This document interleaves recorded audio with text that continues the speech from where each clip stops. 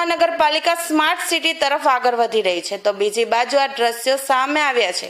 મળતી માહિતી મુજબ પાંડેસરા જીઆઈડીસી વિસ્તારમાં આવેલા ચાણક્ય ગાર્ડનની સ્થિતિ ભૂતિયા ઘર જેવી હાલત થઈ ગઈ છે।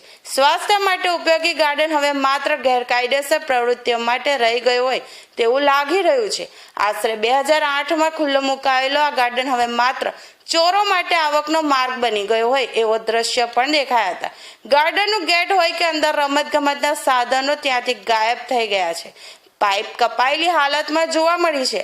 હાલ આ ગાર્ડનની સ્થિતિ સુધરશે કે નહીં તે જોવું રહ્યું। મારું નામ પૃથ્વીરાજ રાજપૂત છે।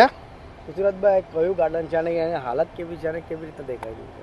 આ એક અમારા જાગૃત નાગરિકે અમને ફોન કર્યો। આ પાંડેસરા સ્થિત ચાણક્ય ગાર્ડન આનું નામ મૂકવામાં આવેલું છે, જે મહાન ગુરુ થઈ ગયા છે ઇતિહાસમાં, એમના નામ પર આ ગાર્ડન છે।